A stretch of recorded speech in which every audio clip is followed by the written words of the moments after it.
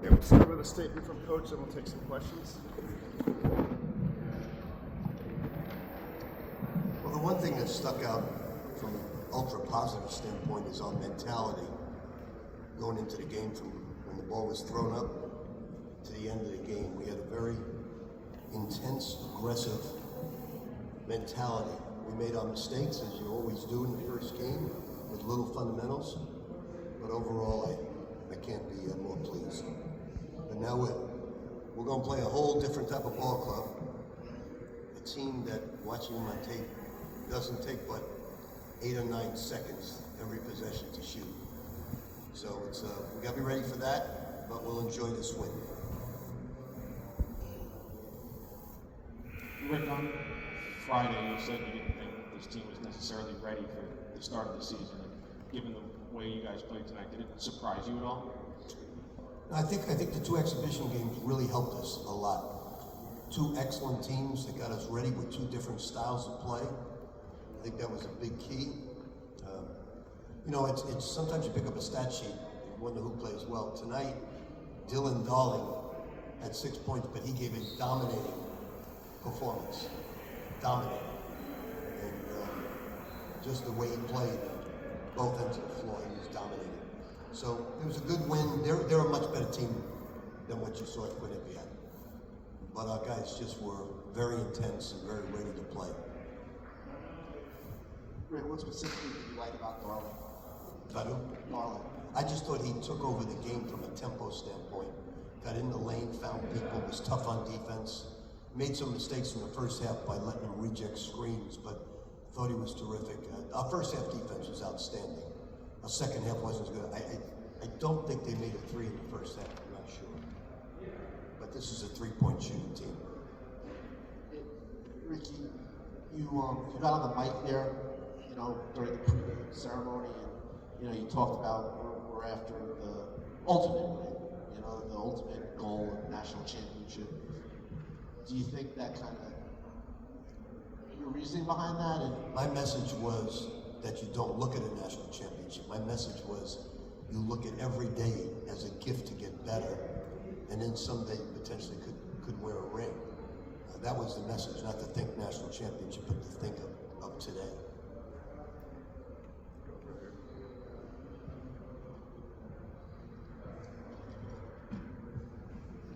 So Rick, you said after the Michigan game that you think the team's biggest struggle was the guards rebounding.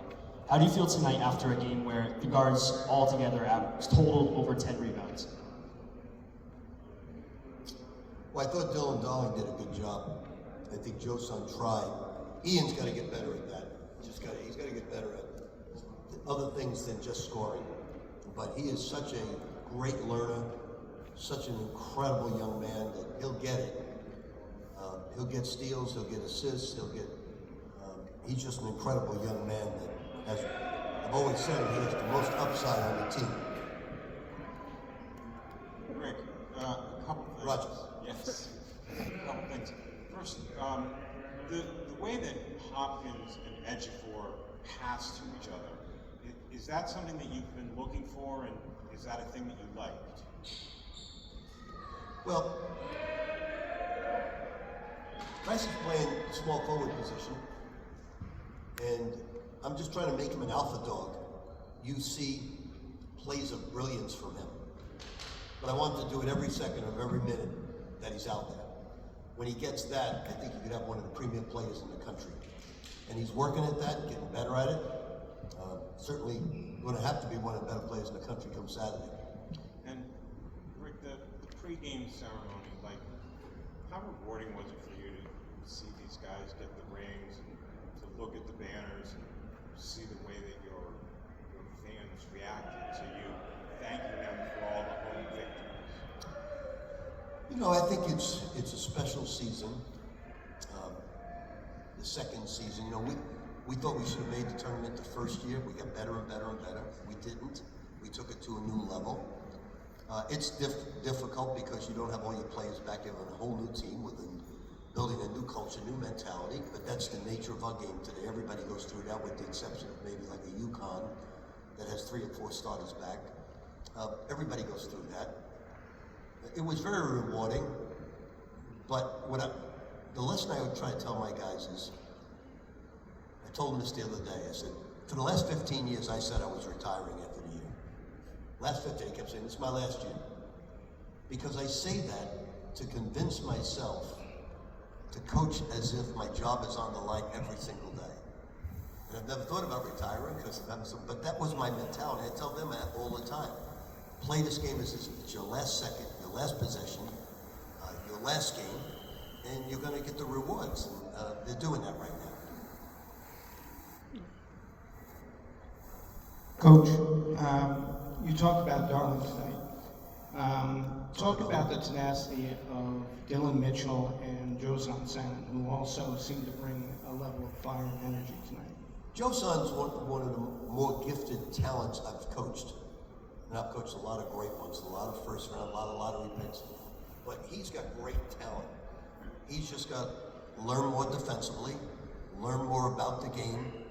But as far as talent's concerned, he's big time, really big time. I started Ian tonight because I needed to get Oziyah off the defensive point guard. I needed Ian's defense. He's very good on the ball, not as good off the ball. So we always start people for defensive matchups more than offensive matchups. Rick, you guys were up by 20 at halftime, and Dylan Mitchell's sake, you guys went to halftime with the mindset that it's 0-0. What do you think about, the mindset of Dylan Mitchell out there, or the other players too? We just talked about winning every 4 minutes. I told them, it's very difficult playing with a lead. Referees ref the lead sometimes. Players, the other team is just going to drive. I thought we did as good a job as I've seen since I've been at St. John's with playing every 4 minutes. Their intensity and their mentality was awesome tonight. Hi, Coach. College basketball season has officially begun. What are you most excited to learn about this team as the season begins and gets going?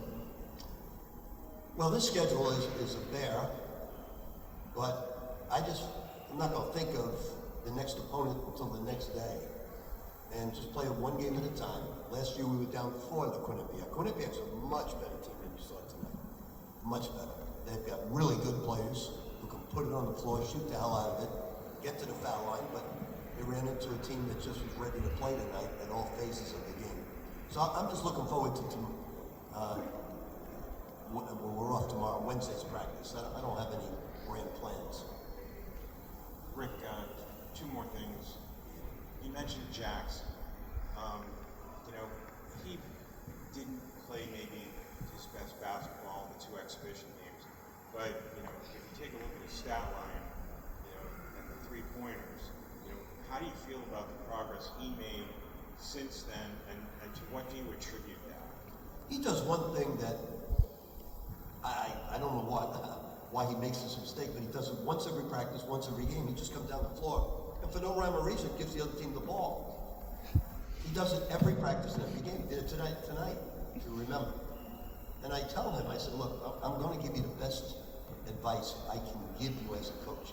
This is my 52nd year coach. I told him this yesterday. You're wearing a white jersey. Don't give it to the red jersey. You understand? He said, that's the best advice you give me. I said, yes, stop just giving the ball away. And he does it once a game, once a night, once a practice. Outside of that, he's growing. He's got to be more physical on the backboard. He's a very willing passer, although I probably didn't have an assist tonight or a steal. He's a much improved defensive player. He's lightning quick. He can shoot it. So I'm very pleased with Ian. And he's the most unbelievable kid that's gotten so many accolades. He's such a great guy. So he's improving, getting better. The other thing I was going to ask you is about Sellers. He's been a terrific 3-point shooter. He didn't look for his shot a lot at the beginning of the game. Do you think that he's being responsible and being the point guard makes him look for his shot less, or do you just think the shot wasn't there for him? No, you saw the scrimmage where he played point and scored 30 points. I just think all these guys are very unselfish. He took a 3 that was about a foot behind the NBA 3. I think teams know he's a great shooter, and they try to take it away. But the one thing I think you readily see is our athleticism. Even KO's dunk at the end of the game, his missed dunk. I mean, we're very athletic. I don't know who the best jumper is in the team. There's about 7 of them. I don't know who gets up the highest, but they can really get above the rim. Rick, I had 2 things for you. You didn't start in the second half. Was anything behind that? After you started in the game? No, I just thought that Josan had it going, a little scoring-wise. Wanted to get him out there. And I didn't want Ian to get his third right away. We had a big lead, so I didn't have to worry about who to put on the point guard. In the second half, I was just trying to see some matchups, see how they played together.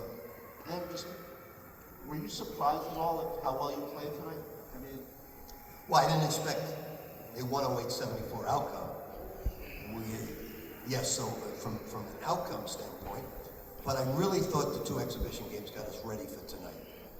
Where last year I don't think that was the case, but I think this got us ready. And I thought the Michigan game was excellent. It'll get us ready for Alabama. But Alabama is the most unique team to play against in the country. I've played against them twice, once in the NCAA with Iona, and then once in the regular season with Iona. And it's a track meet. Fortunately, I think we can play that style. We're looking forward to it. They're very well coached. Nate's a good friend of mine, so we're looking forward to it. Does anybody have the Xavier score? Up 4 minutes left. Thanks, Coach.